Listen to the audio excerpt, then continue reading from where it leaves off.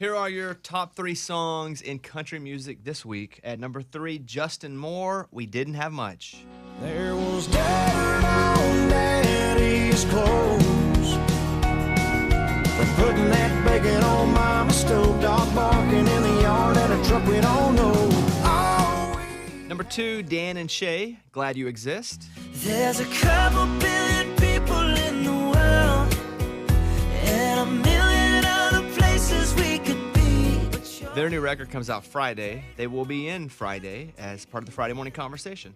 And number 1, Chase Rice and FGL, Drinking Beer, Talking God, Amen. Sitting here drinking beer, talking God. The number 1 and number 2 pop songs are the same artist, which I don't think I've seen.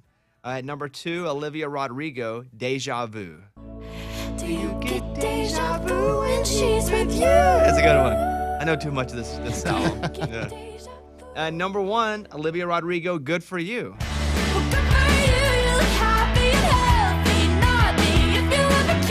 There you go. She's got number 2 and number 1. It's awesome. She's killing it right now.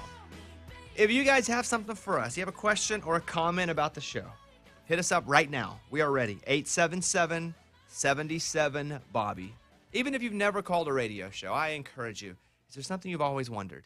877-77-BOBBY. Bobby's Big Stories.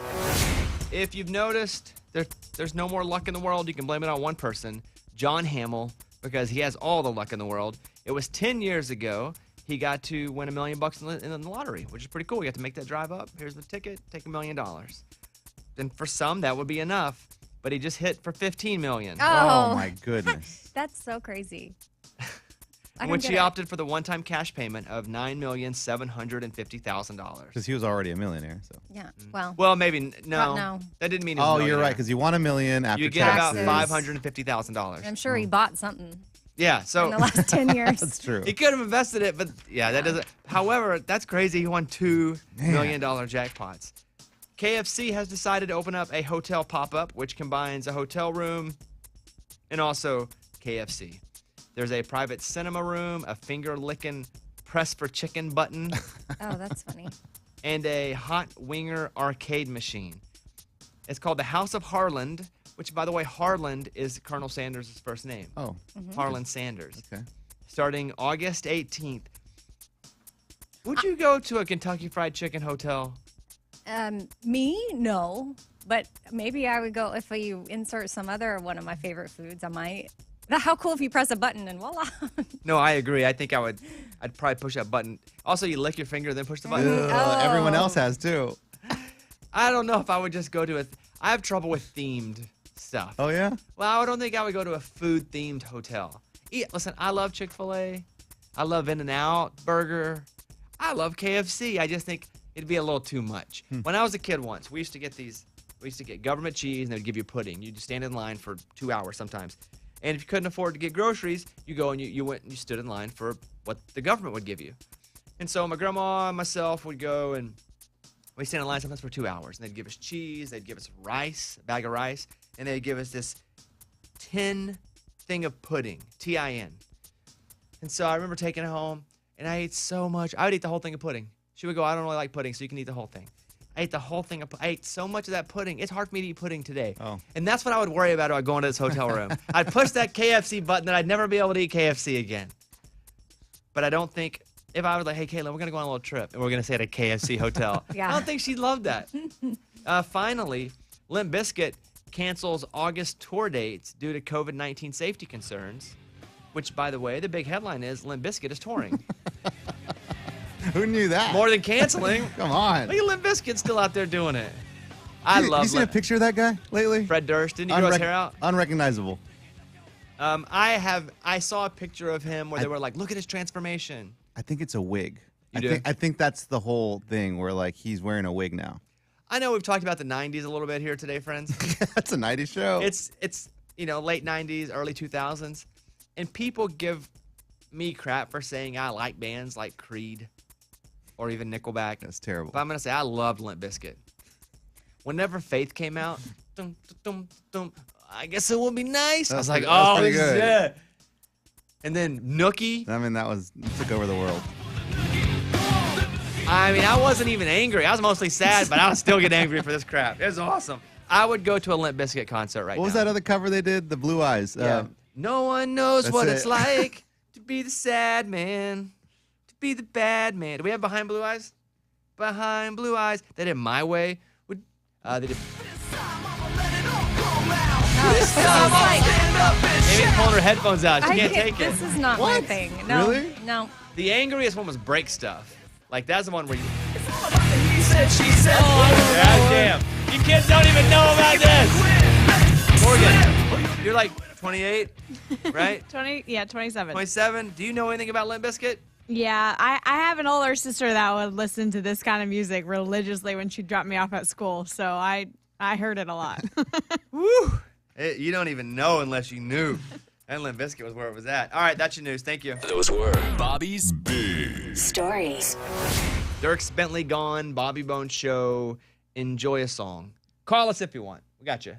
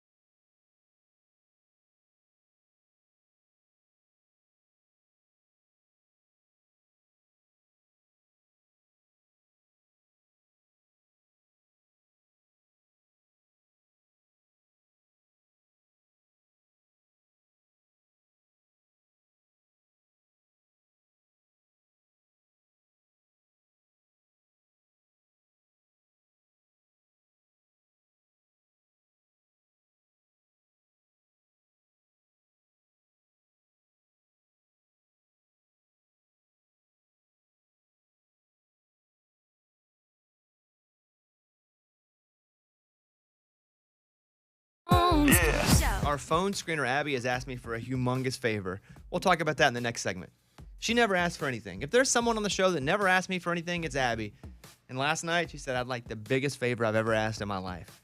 Oh, wow. Her life? To me? Okay. Yeah. Interesting. So we'll talk about that in a second. There is also a celebrity that made a ton of money and refuses to give any to his mom. Have you guys seen this? No. Like, he's made $100 million, and it's like, my mom will never get a penny because of what she said to me as a kid. Oh, my goodness. Really holding a grudge. That is some resentment right there. So we'll do those two and grab your calls next.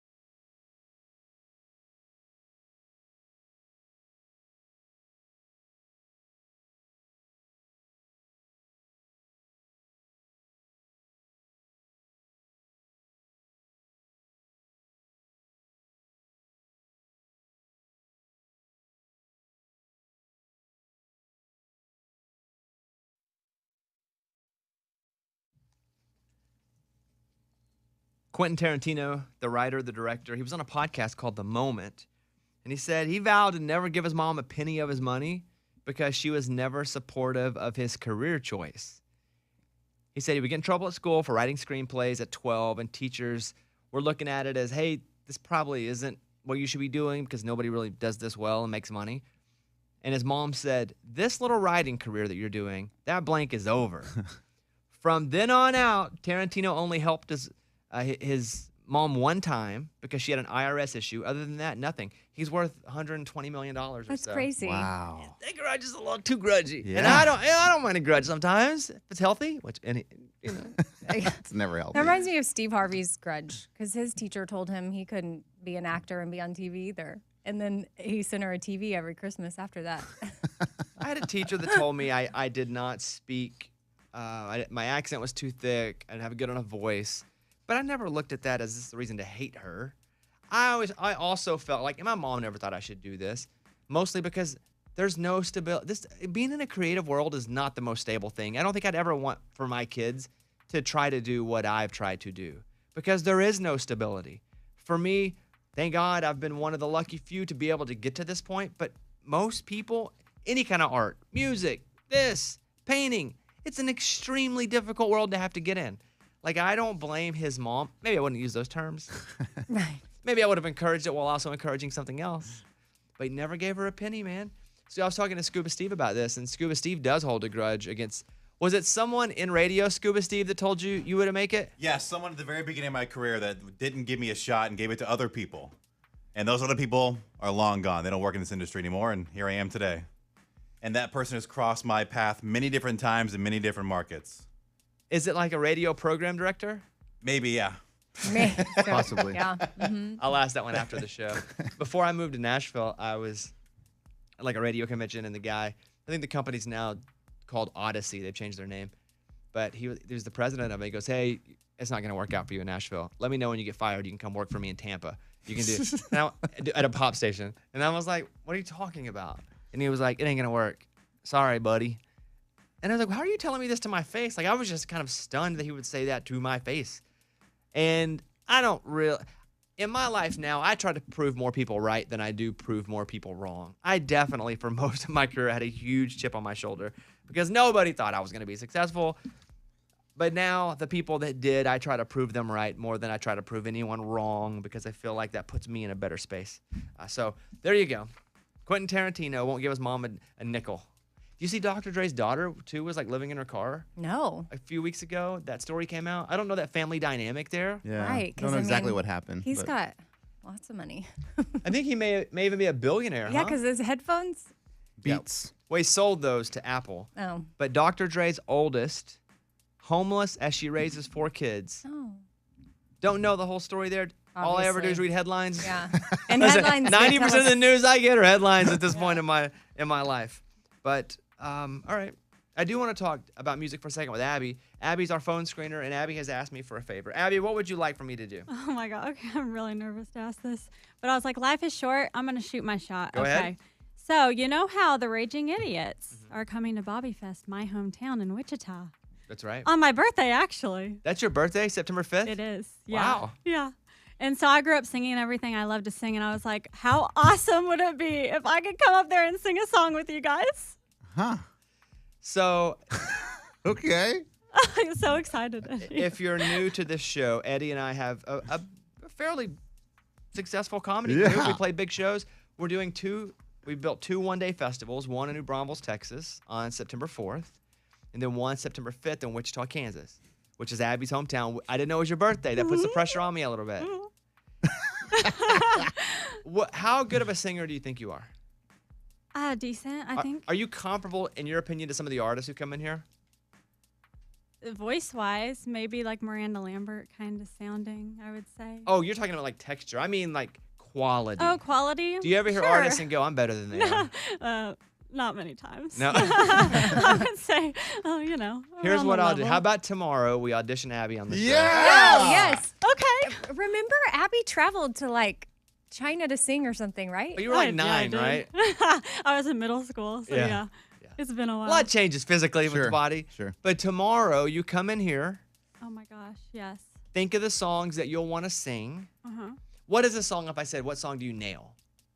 I like Something to Talk About by Bonnie Raitt. Let's I love give that them one. something to talk about. Oh, that's here a we go. jam. So that's your jam? Yeah. Or I could do Last Name by Carrie Underwood. But then that's really Oh, setting wow. Bones, that'd be a real good audition song. I don't think I want. I'm gonna cringe. If What do it's you mean? Bobby. No, wait, do you mean? let me talk. Nobody can say. I have to work on American Idol all the time. Right. I do. I work with these kids. They come in cold, trying to sing Carrie or Whitney Houston or Mariah Carey or Aretha Franklin. And I'm Yes. like, and even if they're good, I'm like, why would you do that right there? Like, I'm like, oh no. But Okay. if she nailed it, though, wouldn't you be 100% I would confident? yes, and be like, but yes. I don't need her to win a scholarship. I just Okay. she can sing Bonnie Raitt, Something to Talk About. What else you got on that list? Hit Me With Your Best Shot by Pat Benatar. Ooh. Okay. Little Rock. Man, that's up our alley, Bones. A lot of energy in that song. Okay, tomorrow we'll do it. You Okay. audition. I love this. Thank you. But what if? Oh. Yeah, let me yeah. say this. Do- I've heard you sing a little bit. Mm-hmm. What if you come on and you don't kill it? Do you still, like, is it gonna be weird for us to not? I mean, I would want you to be honest. I don't want you to bring me on stage. That would be weird if you're just like, oh, that wasn't that great. But you can come on up anyway. But that's what I would do. I know, and I'm scared. Oh yeah, I assumed you'll be having her no matter what. Oh, really? No, it's a real audition. Oh. Yeah, because Yeah, we only have guys. so much time. We have side stages and other people want to bring on stage. Like, it's a real audition. Okay. So we'll do it tomorrow. Okay, I'm nervous. There's Okay. no participation trophy here. You know we don't do that. Wow. By the way, you can come to this. We are going to send listeners to Bobby Fest in Wichita, hotel, flight, tickets to the show, the whole thing. If you go to bobbybones.com, there's apparently this week, Morgan, the contest is up. Yep, this week until Friday. So go to bobbybones.com. All you have to do is click, click, click, sign up. Abby, if you don't get on through the contest, you should go to bobbybones.com Okay. and get in the flyaway. I will do that. Am I eligible? I don't think so. Okay.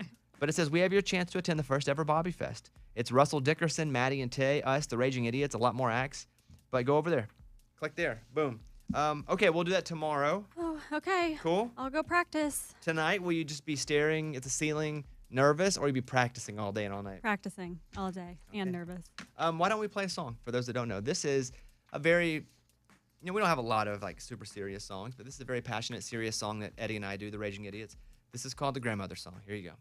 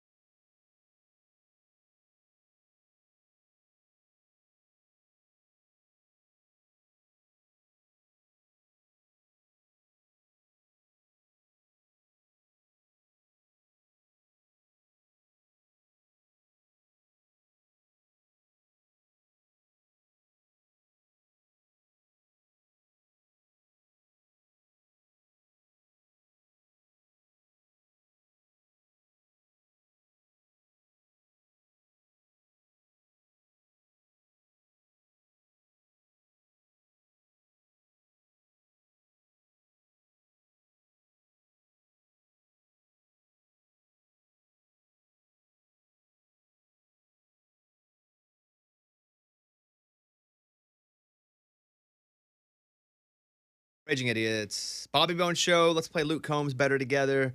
Thank you guys for hanging out with us this morning. Appreciate you.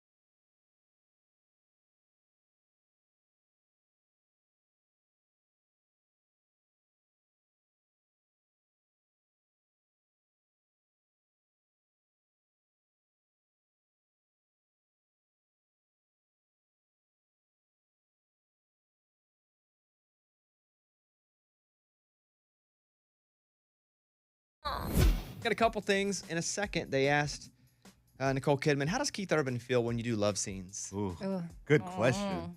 Because that'd be weird, huh? Have we ever asked Keith that? No, I don't want to ask that. No. That'd be Yeah. a great question, Bo. I feel weird asking that. But she's talking about it. So I have a clip of that. We'll grab some calls. And also Nick Cannon, who's had a lot of kids. He had like A multiple lot. kids in just a few weeks' time. Oh. He back. said that they were all on purpose too. Yeah, he has a theory. His whole thing about monogamy and marriage, he lets us know about it. Huh. It's Okay. different than me. Sure. Okay. I'm sure it is. Yeah. We'll play that for you coming up and your calls. I think I may have said that, but that's next.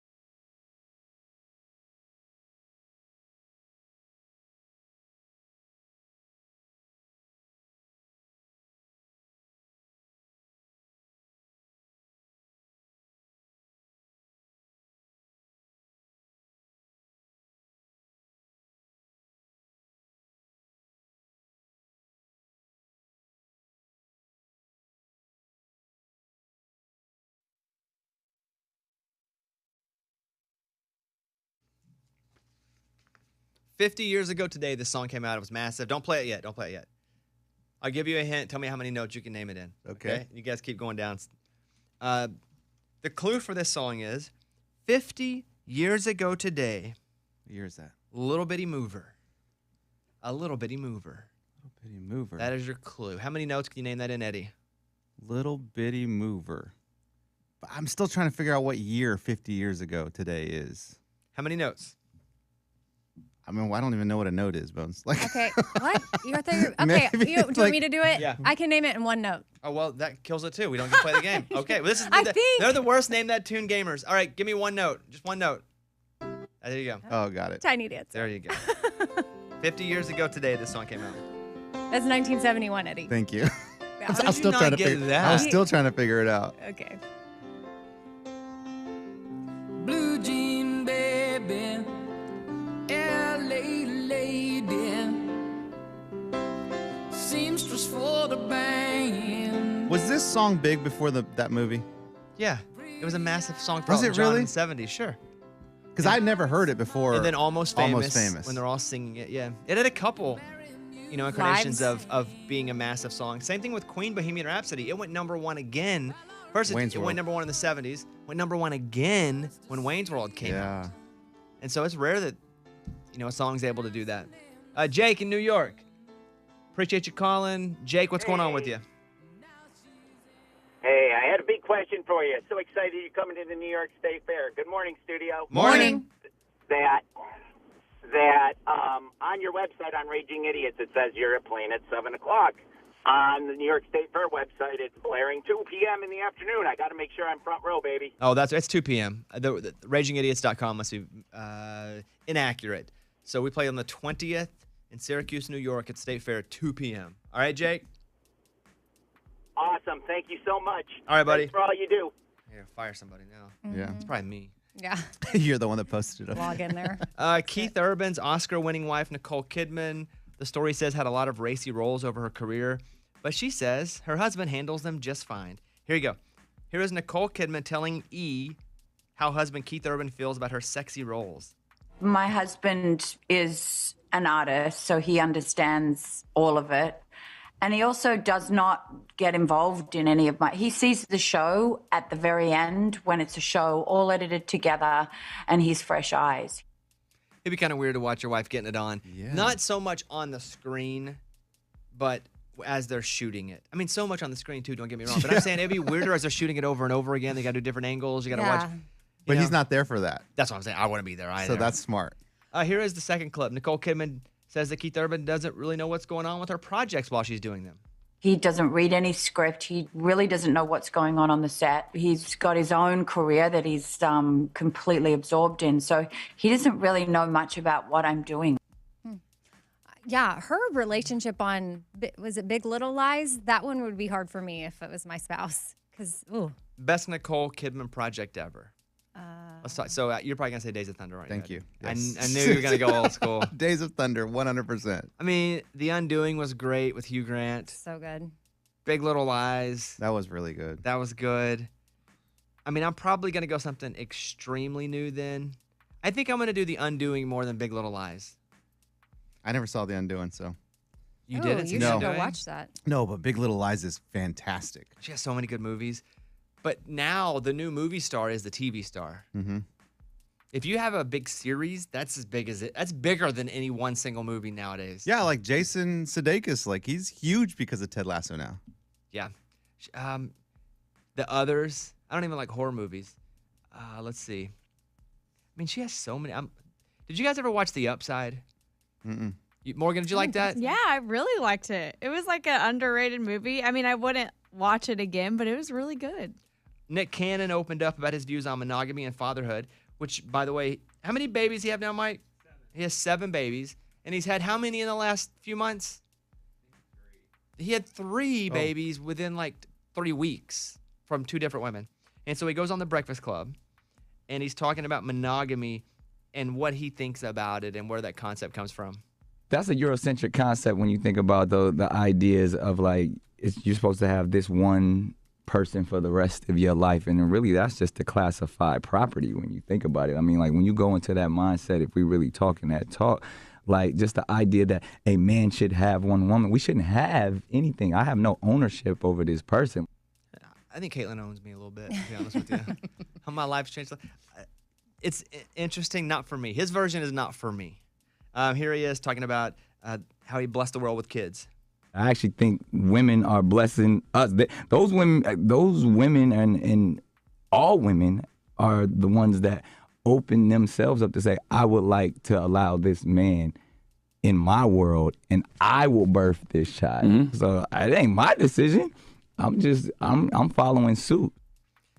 Man, as long as the kids are healthy and happy and everybody's getting along, this is not my view of it, but if everybody's happy, good for him. If the wives are happy, the kids are happy, they can eat, good for them. I mean, you got to ask everyone later in life, though. Like right This now, is the as it's beginning, happening, yeah. yes, it all sounds cool, but It doesn't even sound cool to me. to him, I'm saying to him. Yeah, right. But Like, to me, this is not how I choose. Listen, I'm 41. I just got married for the first time. I don't have any kids yet. But I'm like, I got to pick that one. I'm going to wait until the absolute right person comes along. Then that's the only one for me. And then we're going to have, but that's just how that doesn't mean I'm right. I feel like I'm right, but it doesn't mean there's some that I'm right. But you say ask him in 10 years? Let's get a post-interview. You know, like 20 years down the road, ask everyone involved, like, how do you feel about all this? You'd get different answers, I think. That's generally with everything in life, Right. though. Yeah. So, Amy, your thoughts? I mean, yeah, it's not necessarily for me, but I'm curious to see what the women have to say. He said the women they hit him up about it. Oh, by of having course. babies. They're like, hey, I want Nick Cannon to be my baby daddy. I mean, I Is wouldn't that mind it? that either, actually. What does Mariah Carey think? I don't think she's talking about it. No. They did have twins, though, right? Yeah. Yeah. That's pretty cool for him. I think he said he used to have posters of her on his wall. Yes. Oh, really? Yeah, that's pretty cool. That is pretty cool. That's pretty cool if you can accomplish that. All right, thank you guys for hanging out. 877-77-BOBBY. If you guys want to hit us up, 877-77-BOBBY.